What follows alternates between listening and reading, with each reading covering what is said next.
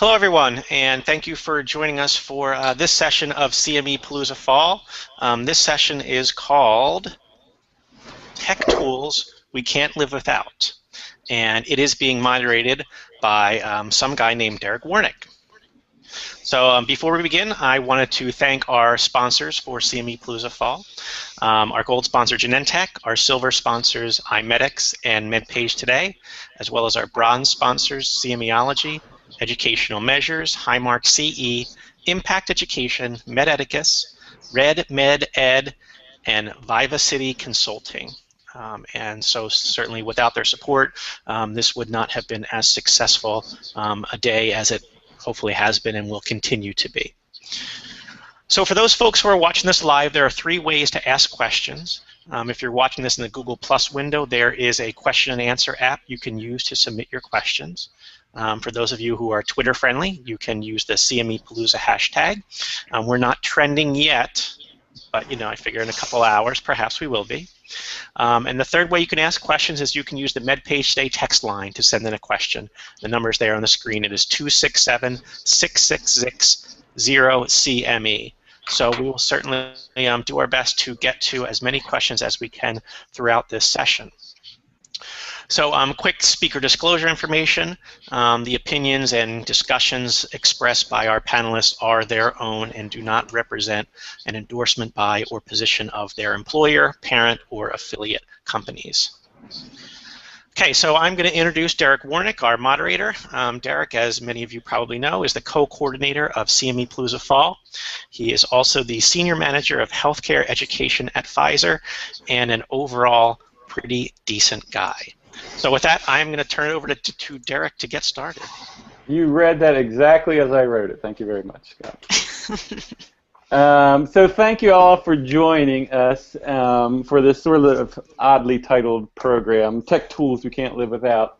I went with that so that we could cover a lot of different areas, and I really left it very open-ended.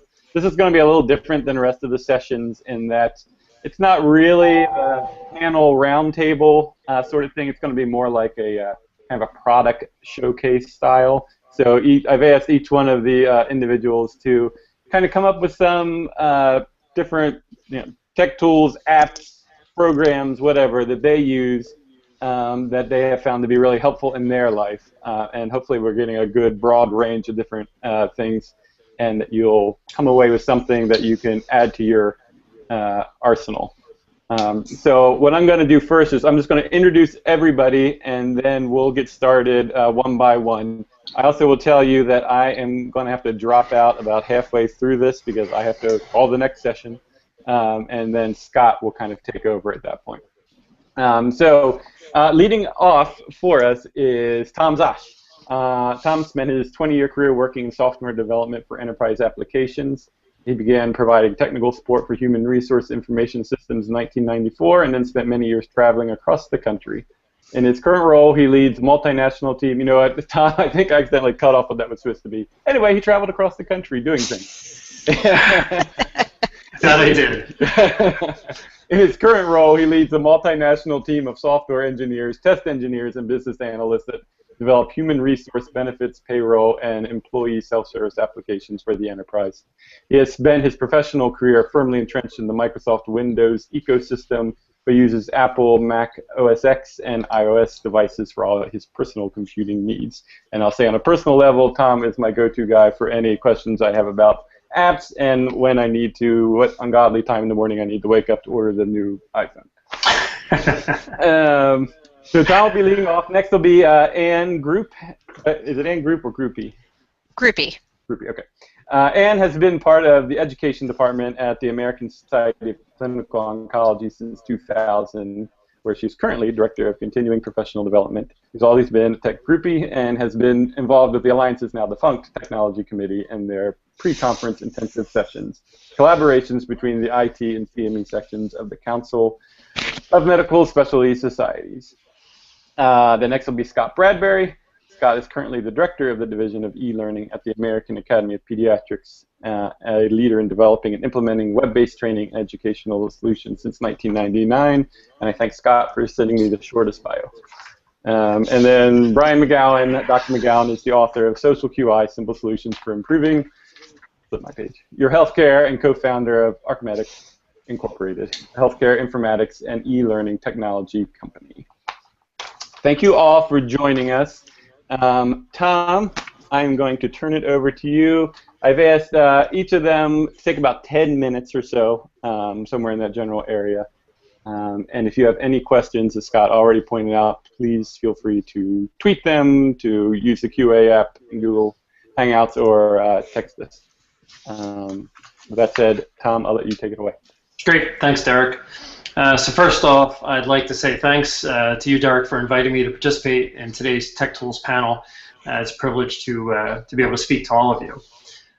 When I considered the tools that had become most important to me, it was obvious that for me personally, my smartphone really was the all-encompassing tech tool that I definitely could not live without. In my case, that's an iPhone. So that's primarily what I'm going to focus on here. But that being said, the real power of any mobile platform comes with the depth and breadth of the app ecosystem, either available in the Google Play Store for Android devices or the Apple App Store for the iPhone, and then obviously other platforms like Windows Phone. It's really the apps that make those platforms really worthwhile and valuable. So that's what I'm going to talk about. So let me switch my view here.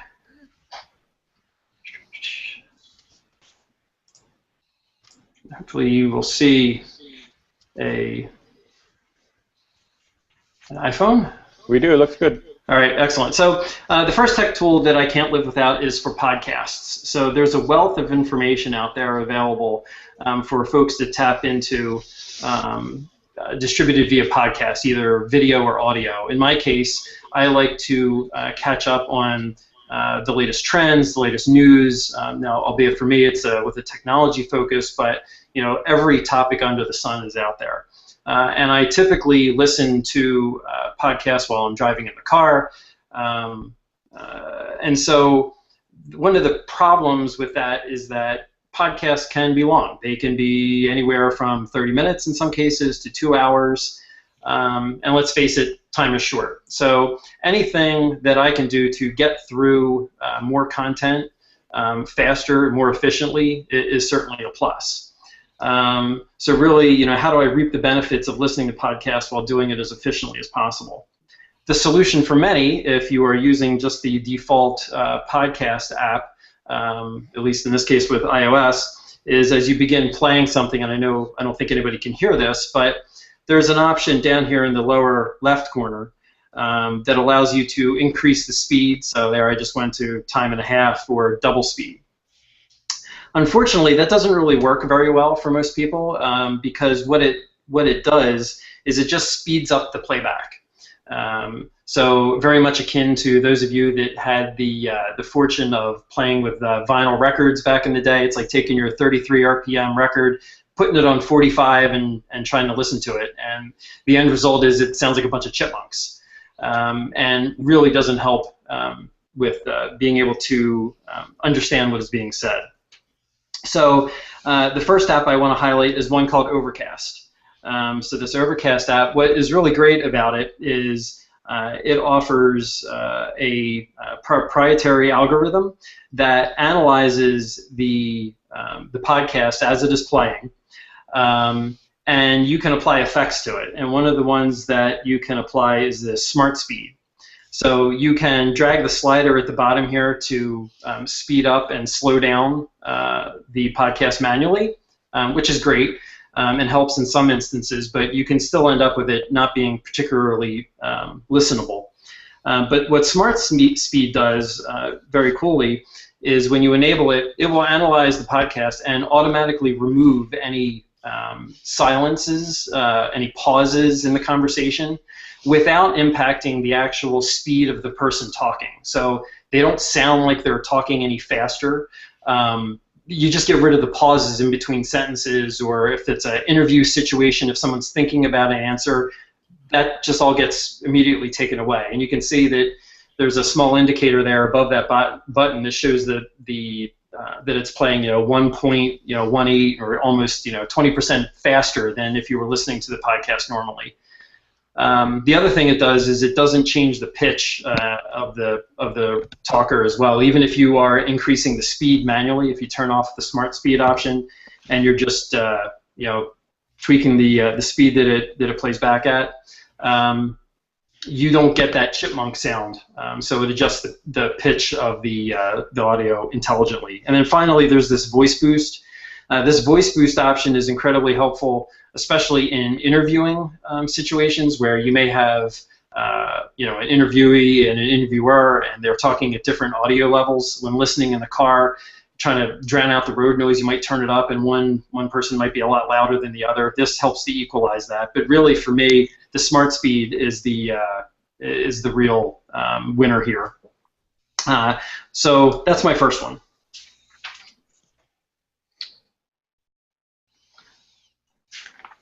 All right. The second one is deals with the topic of bookmarking. Many applications now have built-in web browsers built into the app that you're using. So Facebook is a great example. If I jump into the Facebook app here, there may be an article that I want to read that's in my feed, and if I click into that, I sit there, I wait for it to load, and as I take a look at the article, I may determine, for the time that I have allotted, this article is just a little longer than I have time to read right now. And yes, there are options for me to bookmark it using some of my favorite bookmarking services if I was using mobile Safari or mobile Chrome, but I don't have those options all the time in an app like Facebook or any other app. And yes, I could choose to open this page in Safari, but then I'd have to wait for the page to reload yet again before I can actually bookmark it. So the solution here is an application called Cite. What's really cool about this is all I need to do is take a screenshot of the article that I'm interested in reading about later. So I just took a screenshot of the app or of the article that I want to read, and if I jump into Cite, you'll notice at the top of the screen there's a small progress bar saying that it's analyzing the screenshot that I just took. So what it then does is it uses its own recognition engine to go out and find that article. So by just taking a screenshot, which you can do really quickly when using any app, and then coming back later to Cite, it will go ahead and identify what that was and get me the full text of the article from the original source. Hey Tom, what's the name of that again? This is called Cite, S-I-G-H-T. S-I-G-H-T. Okay. Yep. So I found this to be incredibly helpful. It's great to be able to rip through articles, just take quick screenshots. I don't have to name my favorite or pick a folder. It just all goes into my collection, and then I can come back at at my leisure later and really and check them out. So that's Cite. The next one on my list is admittedly a little bit geeky, so you'll have to pardon me for a moment. It's typically the realm that I reside in, but it's this one here called IFTTT, pronounced IFT. And what that stands for is if this, then that. So if I fire this up, probably the best way to get an explanation of what this does is actually to look at the in-app tutorial, which I think does a really good job of explaining what it does. So it allows you to, as it says, create powerful connections with a simple statement, if this, then that. So they use a concept called recipes that allows you to make connections between something they call channels, or in this case, this could be apps. They use the idea of you have a recipe which consists of a trigger and an action, and then a description of what happens when that trigger is fired, what action should happen as a result of that. And what's really great about this app being on the iPhone, it was web only for a while, but they came out with a mobile version of it, is it allows you to hook into the various special capabilities of modern smartphones, like your photo library, your notifications, your location services, your contacts and addresses. So some examples of recipes are, anytime you take a picture, have it automatically get emailed to yourself or to someone else. Anytime you add a new contact to your contacts app, it can automatically add that information to a Google Docs spreadsheet stored in the cloud. So heaven forbid you, lose your phone or whatever, you've quickly got another place that you can go to get at that information. So one of the ones that I have set up here as an example is this one, which is to send an email or text whenever I leave work. Quite often I like to let my wife know that I'm on my way home.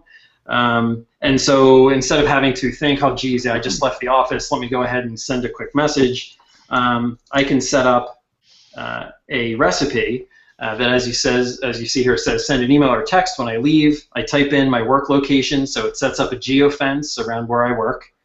And then using the location services in the phone, it will notify the application when I leave that general area.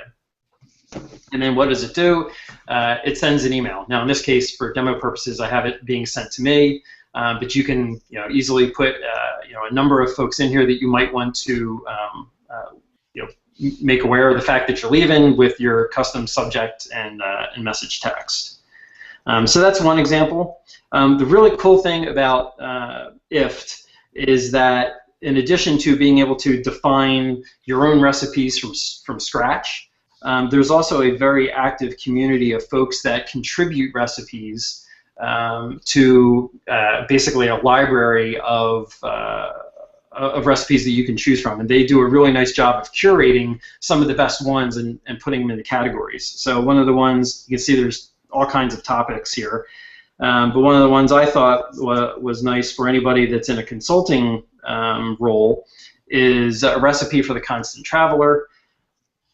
There's one here that says log all of my trips to a Google spreadsheet. So if you're using a app on your phone called Automatic, which tracks your travel information, you can turn this rule on, and it will. You can define a Google Docs spreadsheet that it should update, and define all the type of information that you can store in here. So if you just want to keep a log of the time that you spend at various work sites, for instance, if you're, like I said, in a contracting role, this is great. You can just let your phone do it for you using location services. You end up with a fully populated Google Docs spreadsheet at the end, and then you can do with that data what you want. And there's, like I said, all kinds of other recipes out there for you to take advantage of. So that one's IFT. The next one is Genius Scan. This one, really, for me, I use for tracking my expenses. I don't know about the rest of you, but when I travel, my employer requires copies of my receipts for reimbursement. In the past, I used to carry an envelope around, stuff all the receipts into it, and then when I got home, good times. Sorry, technical difficulty. We want to quick look at you. Yeah. At the end of that trip, sorry. Oh, there we go. At the end of the trip, I would then go ahead and scan all those receipts in. And I probably have to screen share again, don't I? Yes. My apologies. No worries, Tom. This gives me a good opportunity to ask you a question, actually. Okay. All the apps that you've been talking about so far have been on iPhone, is what you're showing. Are they available for other things as well? Do you know, or are they? Overcast is iOS only, as is Site. IFT is Android and iOS, as is Genius Scan. Okay. So what I would end up doing is, like I said, I come home, I'd hope and pray that I hadn't lost any of my receipts, scan them in with a flatbed scanner, and then submit them. Well, that's kind of a drag. So what Genius Scan does is it allows you on the fly, say I was just at a restaurant and I just got my receipt, I can take a picture of that receipt. Here's a Joann's Fabrics receipt that I will use for purposes of the demo. Mm-hmm. It then is able to say, okay, I see the receipt, it outlines it, you can correct that if you want, but what's great about it is it then intelligently turns it into a PDF right then and there. So you don't have to do anything beyond that. You can zoom in, you can see that everything's completely legible. And what's really nice about this is now I've stored it on my phone, I've taken a picture, but now I can choose to send it as a PDF or as a JPEG. if I wanted to, in various resolutions to services like Evernote, to Dropbox. I could just email it to myself, which is what I typically do. But this really helps when traveling to help manage the expense reimbursement process. And finally, the app one of the ones that's brand new, at least on the iOS side of the house, but I fully anticipate that Android will adopt something similar, is in iOS 8. They introduced this concept of the Health app, which I thought would be of interest to the audience here. I'm an avid cyclist, and so I use an app called DigiFit, which allows me to track all of my workouts. And I've got all kinds of information that is stored about the workout, the duration, the amount of distance I covered, the calories I burned, etc. In addition to that, I have a Withings internet-connected scale. It's basically a bathroom scale that hooks into my internet connection here at home. And every time I get on the scale and weigh myself, I end up with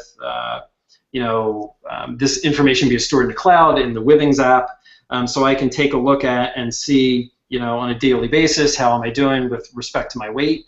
This is all well and good, but this is data that's now stored in multiple different applications. And so what the Health app from Apple has done is taken an attempt to unify all of this data. So I can designate sources of data, in this case my DigiFit and my Withings app, and I can say I want DigiFit to come in here and update the Health app with my active calories, my cycling distance, my walking and running distance. And when it comes to Withings, I wanted to update the Health app with my body fat percentage, my body mass index, and my weight. And so after doing that, you end up with these dashboards that will only shows the particular pieces of information that I've chosen, that's germane to me, that I'm interested in tracking. So here, for instance, is some of the weight data that I've stored over the past week, month, or year. And from a health data perspective, there's a wealth of data that you can track. So if you have other internet-connected devices, Fitbits, Nike Fuel Bands, exercise equipment, heart rate monitors, they can all serve as sources for this. What's really cool about this is for somebody like my mother who has to track and monitor her diabetes, is instead of keeping paper logs and then trying to show a doctor, for instance, how she's tracking with respect to her glucose measurements, she can pull up a really handy chart and show how her glucose measurements are shaping up over time, what her profile looks like, and a much more visual way of describing the data that she's collecting. And so this is an area that's exciting to me. And so as time goes on and more of these devices are out there, I think this will really be another one that will take off. This has been great, Tom. Thanks a lot. I'm going to wrap you up at this point so we can move on to Ann. I'm done. One quick question for you: cost on any of these apps? Are they free? Do they 99 cents, $10?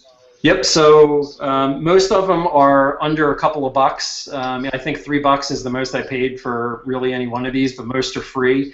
Overcast is free, but if you want to take advantage of some of the smart algorithm stuff, it's a nominal charge, $1 or $2. But the rest are generally free or under $3. Excellent. Thanks a lot, Tom. That was great. Reminder to everyone in our audience to feel free to send in some more questions. And now I'm going to turn it over to Ann. Thanks. And thanks, Tom, for the plug for Evernote and Dropbox, linking out from Genius Scan, because that is what I'm going to talk about.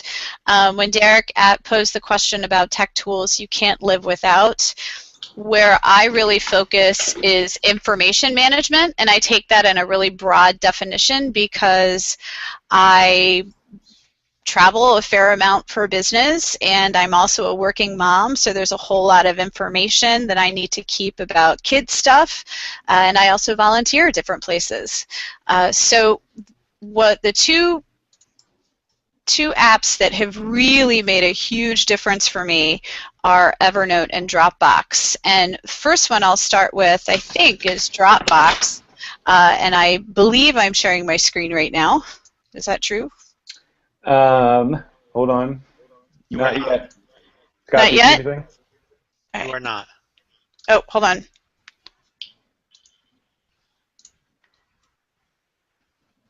that better? Nope. Are you on? We're on the screen share. That's all right. On the fly. Oh, there. Oh, There you Oh. go. Nope. There's me. aha! There you go. Woohoo! Okay. All right. Excellent.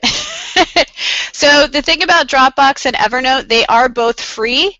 And the nice thing about Dropbox is the more you do with it, the more space they actually give you. So you can pay for Dropbox if you want to go crazy with the size of storage that you want.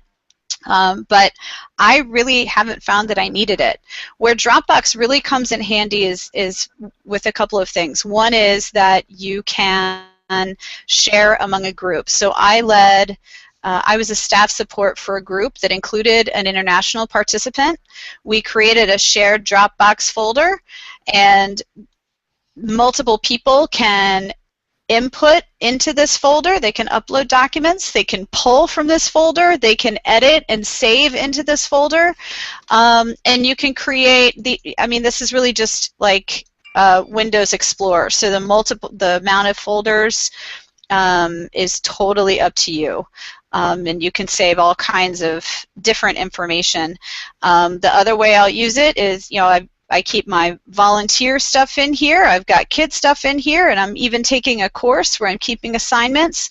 What's great about Dropbox is that in addition to being web-based, there is also a great iPad app, which I'm not entirely, well, let's see, which I'll share at the end. But there's an iPad app, and there's also a smartphone app where you can actually download documents so that even if you're not in an area that has Wi-Fi, you can still read reports, you can have access to them, you can download them onto your tablet if you want to work on them outside your office or outside home. It makes such a huge difference.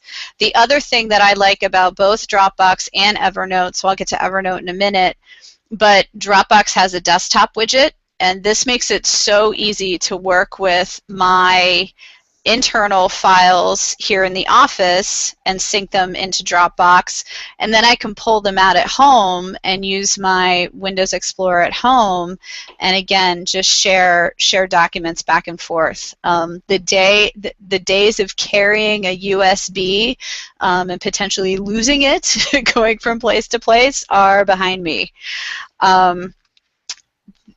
The other app that has honestly made an even bigger difference for me is Evernote, because I had been trying to minimize my paper usage, and I would have some success, not a whole bunch. And so this time last year, I decided to just take the plunge and get into Evernote. What is great about Evernote is that, well, there are several great things that are good about Evernote. For example, so I just created a CME Palooza fall note very quickly, and you can obviously cut and paste, you can type, you can clip from the web, screenshots, pictures, you can tag it if you want to. But the other thing you can do is you can remind yourself. So let's say you're in a meeting and you get a piece of information and you say, okay, I need to remember that, and I need to tell somebody else. You can set a reminder on that note. And so I actually, when I set this reminder for CME Palooza Fall, I got a notification on my smartphone. I set it for 2 p.m. today.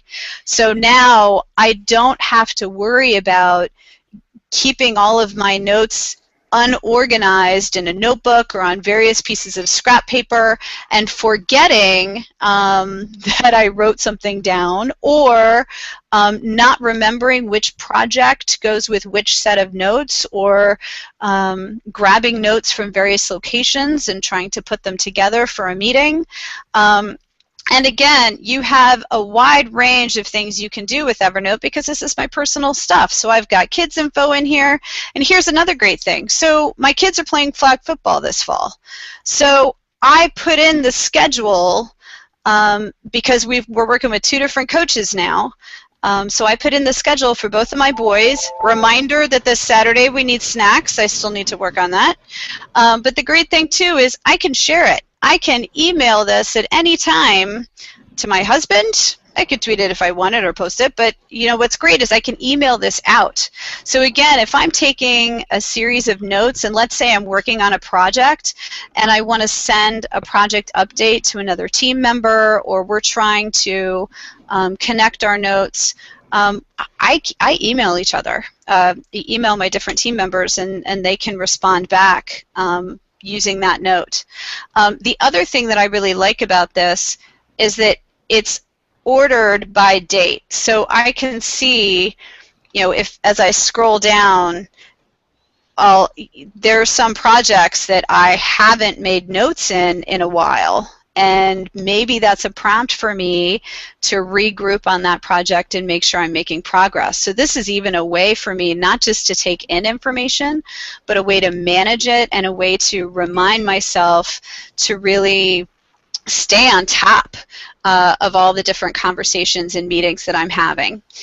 Again, the great thing about Evernote is that it also has a desktop widget, and I really like the desktop widget because I just find it's a lot easier to work with while I'm at the office or while I'm at home.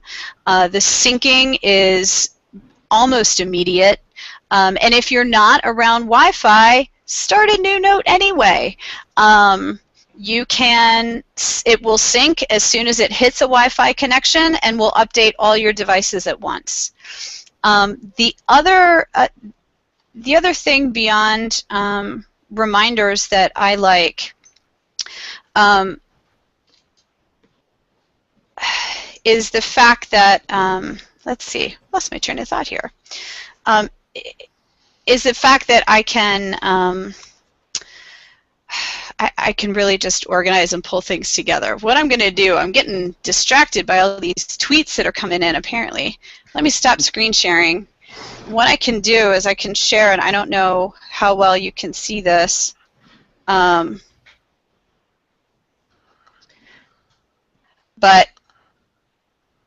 let's see. It will. There's my reminder on my smartphone from my Evernote app that said, hey, you gave yourself a reminder, and I can immediately update the note on the fly and organize it. So I like taking my smartphone to, say, PTA meetings or to other meetings. What's great about then using my iPad is if I'm in a meeting and I want to start a new note, here's where I'm going. I will open up my Evernote app, and I will start a new note, and it will automatically suggest that the title be the title of the meeting. So it syncs with my Outlook so that I can keep track of meetings on the fly.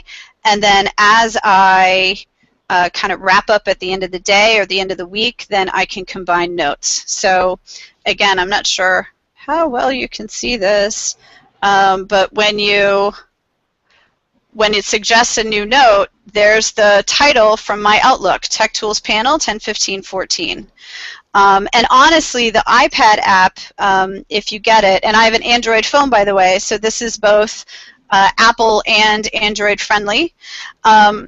When you get the note, it's very clear at a glance on my iPad and actually on my smartphone as well of how recently I've updated different notes. So again, it's that prompt for me to check in on different projects. And it's really, I mean, I use Evernote every day. And I use Dropbox multiple times a week. And again, I think the opportunity for collaboration is there as well. If you want to do the business side of Evernote, you can really turn it into a team information sharing vehicle so that everybody has edit access to notes within the same workspace. I haven't done that because I like my free apps, but that's an option for you if you want to explore it as well. Great. So I think in the interest of time, if we can move on to Scott Bradbury, and I know Derek is probably going to be leaving us shortly, but Scott, go ahead. Hold on. Never mind. Go ahead, Scott. Forget it. Okay. Thank you. I'm going to move on and talk about YouTube, which is something that we use extensively here at work, and also I've used a tremendous amount personally and with our side business that I have with my wife and I. And again, in the interest of time, I'm going to share my screen.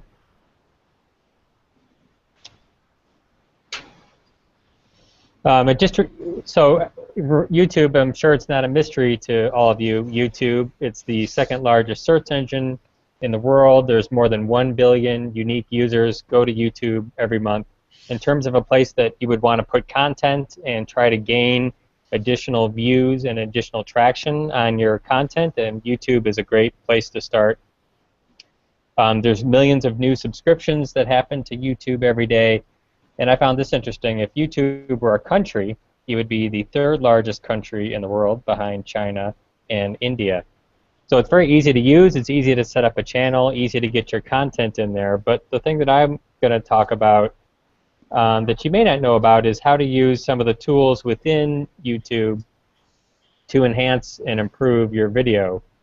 And the first one I'm going to talk about are annotations.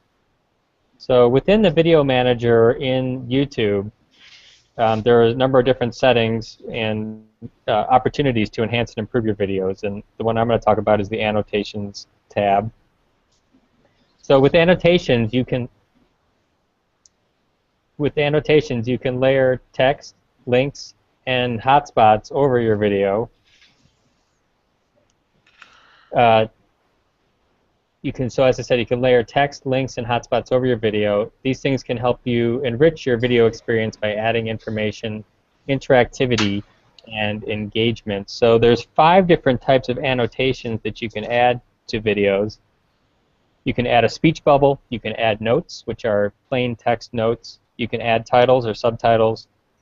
You can add a spotlight, which is a clickable box, an entire clickable box. Or you can add labels, labels for creating a call out to a specific name or part of your video.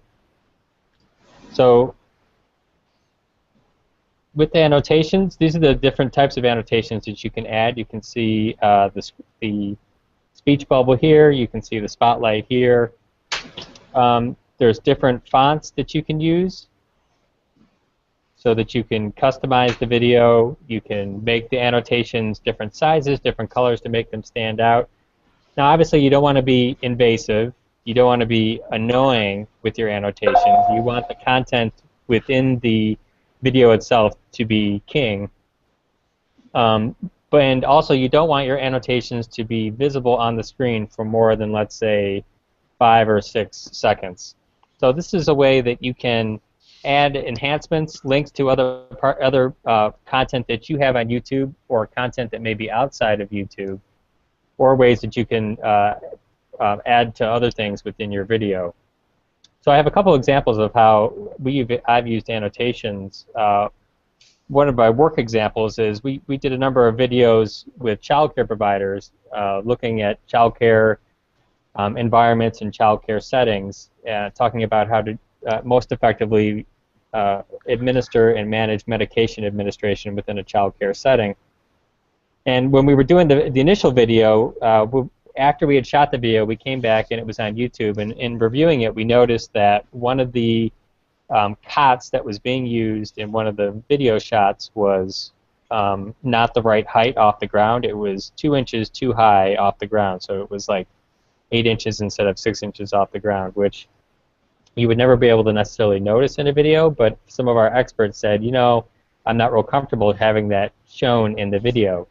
So we ended up adding in an annotation to the video, just noting the discrepancy in the height of the cot, and putting on a link to the specific guideline that reflected what the proper height is for the cot. So instead of having to go back and try to reshoot the video or redo and cut out that section of the video, which was going to be costly and time-consuming, we would just be able to use the annotations to address that fix. Some other things that you can do is you can add in different chapter markers. So if you use if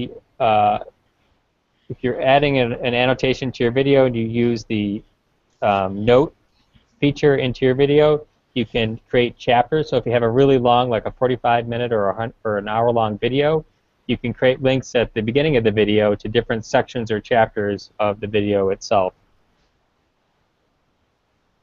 So you do that down here. You can create a note that would be a link to another spot in the video, and if you're using your own video, you show where you want the link to go to. The other thing you can do that's analogous to that is putting a bunch of video links at the end of your video using annotation. So if you have other content or videos that you want to feature or call out, you can do that as well. So a lot of different options, a lot of different choices. And YouTube does a real nice job in their help section giving you links to information about how to use annotations, tips and tricks, and even a little helpful guide to good spots that you should be putting your annotations on the screen. So trying to use the corners of the screen for annotations rather than obviously the middle of the screen, and also the tops and sides are the secondary best choices. So I think in the interest of time, I'm going to stop there and turn it back over to Brian. Can you hear me? Hey, there you go, Scott. Yeah, you Noah Corber, can you can hear me fine? Yep. Okay, so I'm going to pick up on the information management story that Anne began to tell, and I'm going to look at a specific application, actually a website and an application within a website that I use on a daily basis. You're actually looking at a folder I've set up on my personal email address, and you can see all of the various email updates that I've got scheduled. So what we're going to talk about over the next 8 to 10 minutes is a model that kind of meets the motto of working smarter, not harder. In CME, we tend to position ourselves as providing solutions for healthcare professionals who are challenged with information overload. And I think a lot of what we're getting out of this panel is that individually we should be building our own engineered solutions for information overload. So what I want to do is walk you through one website and functionality, and then introduce you to a few different ways that I'm using this as part of my own personal learning network, but also ways that I've actually taken my experience and my effort on a daily basis, and I've shared that with the community. So there will really be 3 takeaways at the end of this short presentation. What we're going to look at is a PubMed functionality called Save Searches. So we're looking at all the different Save Search alerts that I get. So specifically one, just for us to pick one and move forward with, is I have a CME or continuing medical education or medical education Save Search. So I get an email from PubMed automatically generated every Sunday night at 6 p.m. and have for the last several years. This is what, when I click into that email, this is what I see. It's this is the one from just 2 days ago or 3 days ago, and there's 67 articles, 67 abstracts that have been recently indexed within PubMed pertaining to continuing medical education. Now, I imagine most of the folks that are participating on this call have some familiarity with how PubMed works, and many of us, if not all of us, at some point have gone to PubMed and we've conducted a search as we're writing a needs assessment or we're doing a research paper in college, perhaps. So the basic functionality of PubMed, I think, is pretty well established. What we're going to look at today is some hidden functionality of PubMed. So if I were to click in to any of these abstracts, for example, here's an abstract I came across this morning on the hidden curriculum of medical care for elderly patients in medical education. Now, it's great that I have access to this abstract, but as Anne alluded to, for me to work smarter, not harder, I need to somehow do something with this abstract so that it supports me and hopefully supports my team and maybe in a small way supports the broader community. The fact that I've identified this as being an important abstract is great for me, only if I remember that it's an important abstract in the days and weeks to follow. So maybe unnoticed is in the upper right-hand corner of PubMed is something called My NCBI. Now, I'm actually logged in, so there's my username, BSR McGowan. And when I'm logged in and I have an account, a free account as part of my NCBI, I have the ability to use the saved items feature. So not only did I create a saved search, which I'll walk you through in a split second, now as I'm accessing all these abstracts within this information that's being handed to me by PubMed, I have the ability to index every one of these abstracts. So this is an abstract on the curriculum of medical care for elderly patients. I would consider that more of a needs assessment type abstract that I'd want to archive. So I'm going to set it up as a needs assessment abstract, and now it's saved. I can do that across multiple abstracts. A dermatology interest group, this is an interesting one that has more to do with social QI and with social media and medicine. So I've now saved this abstract within those two collections. And here's one on using quick response codes in the gross anatomy lab. That's a really cool one for educational technology or medical education research. So I've saved that abstract. Now this is all saved within my account. When I click into the back end of my account, this is the page that I'll see. This is basically my dashboard in PubMed specific to my user account. In the upper right-hand corner, you'll see the various saved searches I have. CME, that's the one we just discussed. I have a saved search called Social Media and Medicine, another one around rapid learning. And I can modify or edit any of those, the settings. Do I want an email weekly? Do I want it daily? Do I want it summarized? Or do I want to receive an email from PubMed every time an article is indexed that meets those search criteria? On the left side of my screen is my bibliography, so I can actually go through the different articles I've published over the years that I've been identified by PubMed, McGowan BS, which many of you will think is fitting, as an author.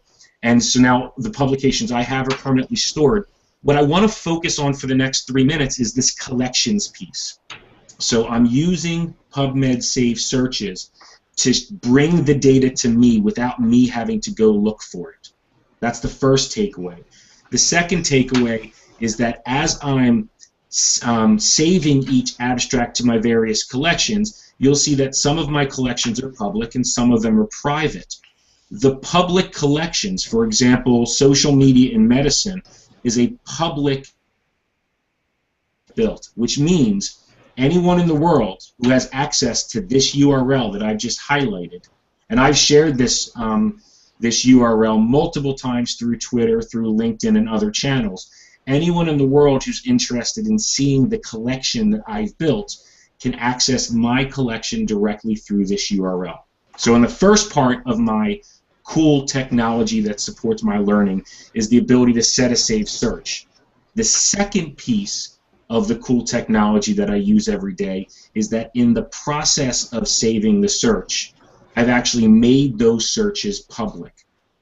Now I take one additional step, because in PubMed's Save Search collection, it's great if you only want access to abstracts. But I actually use WordPress as our company website. So one of the things that I've done using a WordPress functionality called Press This is that it allows me to immediately take what's on the page in front of you and send it directly as a post on our resource center of our company blog. And this is a subscription site that you can go to. Go to archimedics.com, go to the resource center, and you can subscribe. If you click into the resources, over the last 2 years, I've now archived well over 1,000 abstracts and resources. This is the breaking news from the ACCME a couple hours ago. There's resources. These are all searchable and available to the entire CE community. So each Sunday evening or Monday morning, when I get that email from PubMed alerting me to what the most recently indexed abstracts, the science of CE, what does that mean? Those abstracts are being delivered right to my doorstep.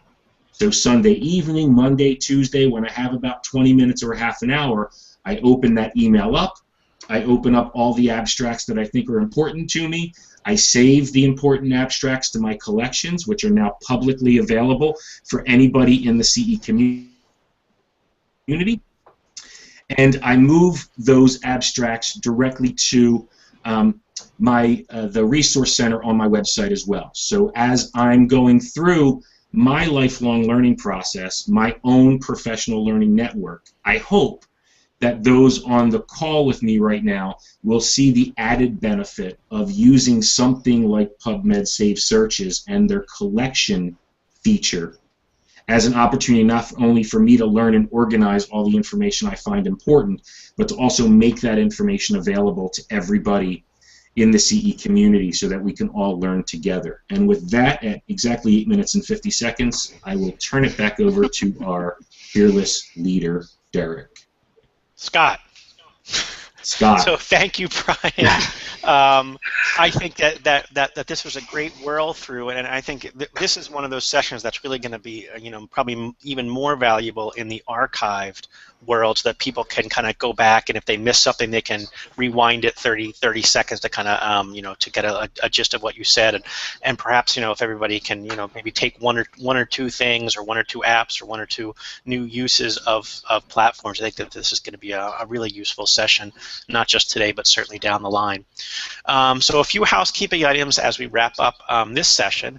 If this is the first session you're watching, or if you haven't completed our survey yet, please go to the Live tab on the CME Palooza website. Since this is a free event, and since there is no pre-registration, this is really the way that we're getting a handle on who is watching, what sessions you're watching, and what you think of the event. And finally, for those people who are going to be watching the next session, which is the final session of CME Palooza Fall, you will need to refresh your browser here in about sometime in about the next 5 or 10 minutes, and we will start our next session at the top of the hour. So with that, I want to thank everyone on our panel, and we will see everyone hopefully soon. Thank you very much. Thank you. Thank you.